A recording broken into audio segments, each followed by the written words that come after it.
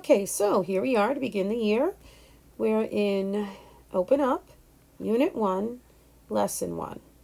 And we are looking at scaled copies. This is our first kind of peek into what's going on with them and what they are. So, number 1, here's a figure that looks like the letter A. And, of course, we should realize that they are talking about the original figure right there, along with several other figures. Which figures are scaled copies of the original A? Okay, so let's not forget that our scaled copies are copies that are the same shape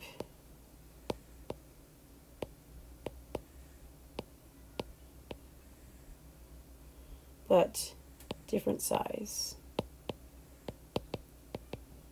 So if you don't have that written down somewhere, you should write it down right here in this, in your notebook, but it should definitely be written somewhere.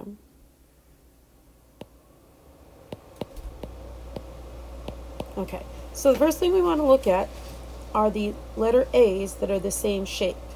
I mean, we can immediately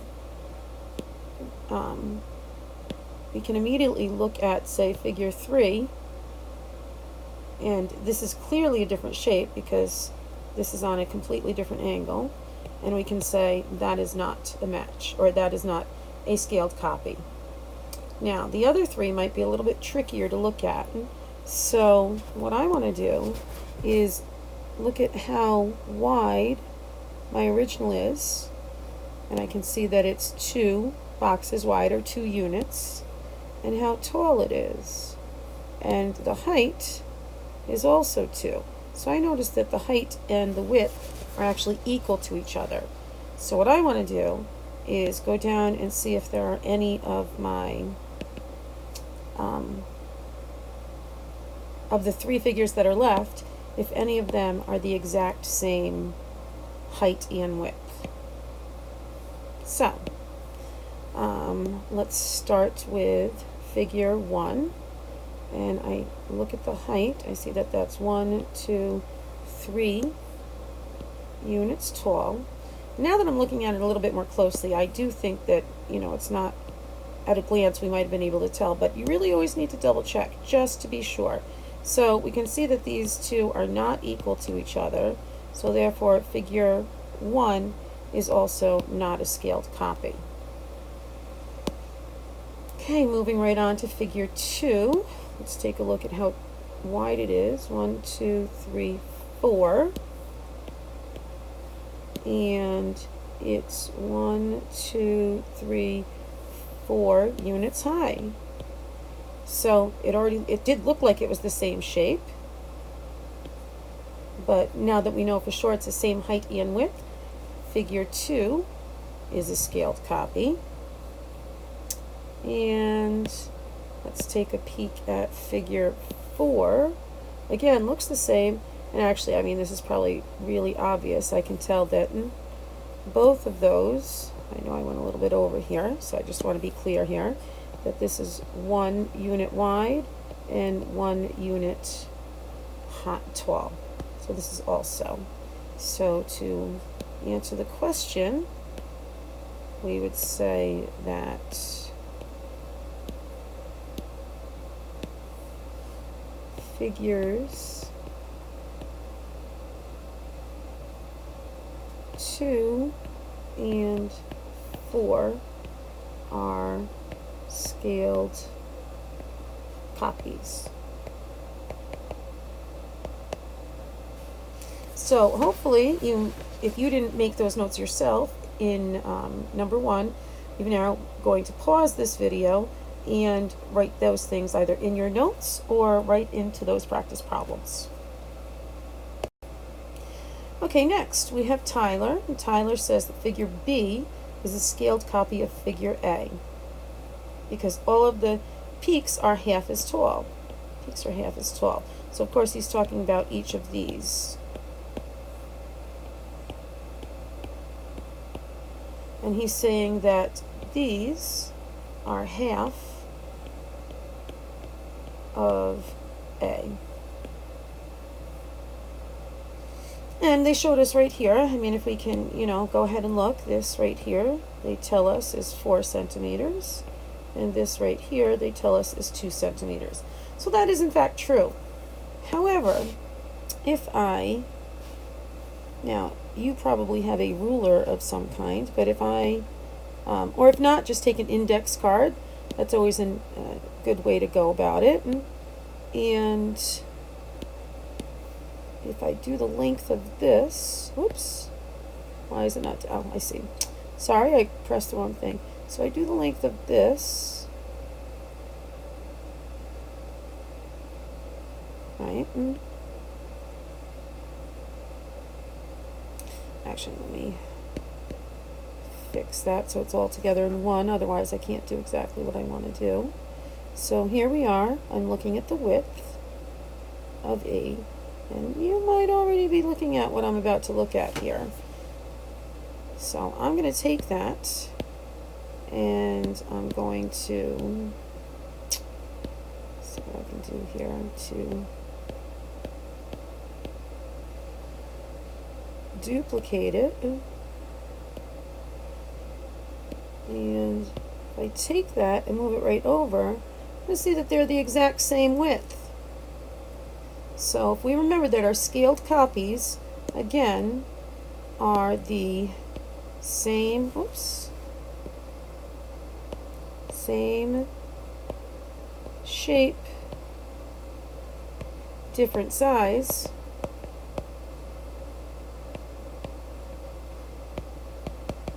I mean, more than likely you looked at this and you could tell that they were not the same shape, but if you needed further proof, you would say that the width did not change,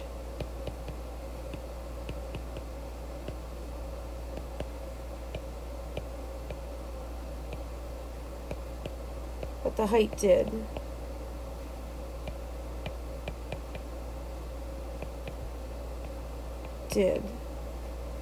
So therefore, these are not scaled copies.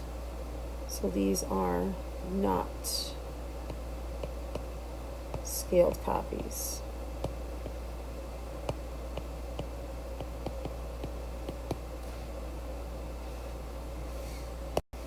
Okay, next. Okay, here's a picture of the Rose Bowl Stadium in Pasadena, California.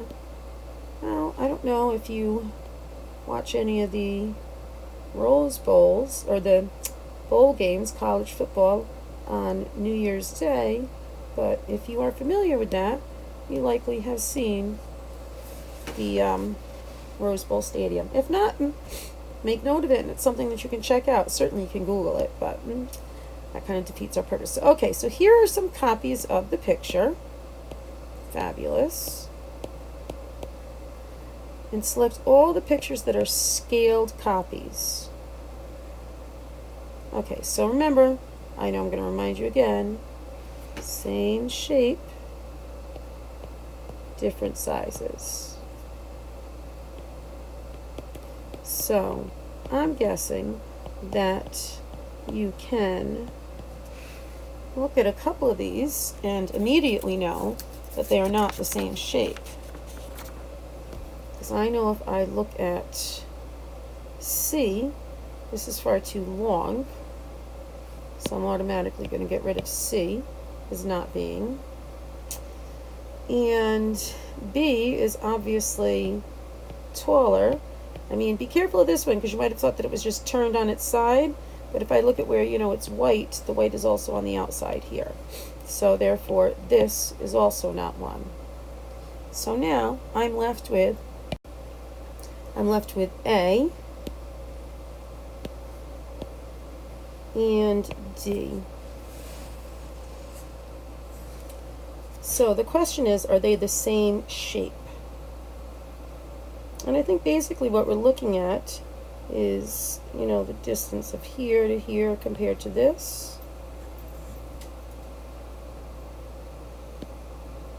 So if I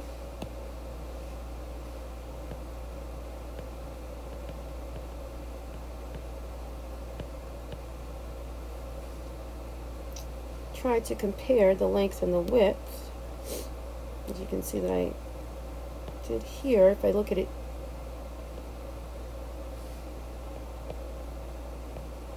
these are all, now you can, you know, take your ruler and measure them, but I'm going to tell you just the short version that in fact A and D are both scaled copies.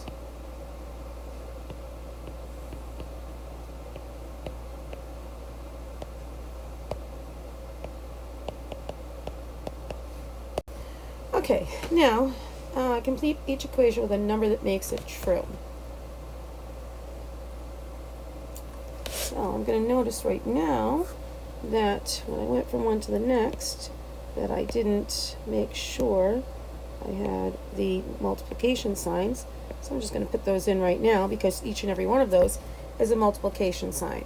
And I don't know that we've talked about this yet, but it's certainly worth talking about now that we are in 7th grade, we no longer use x for multiplying.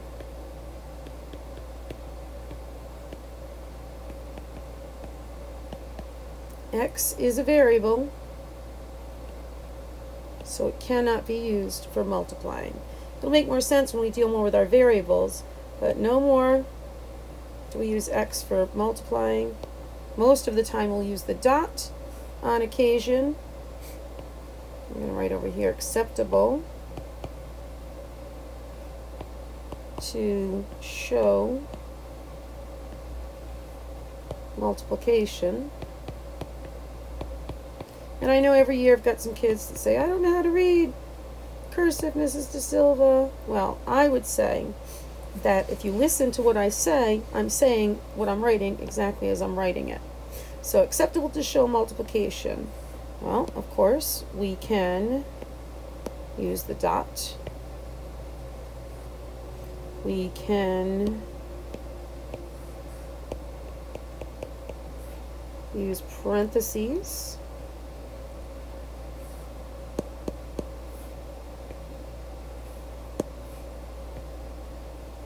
There we go.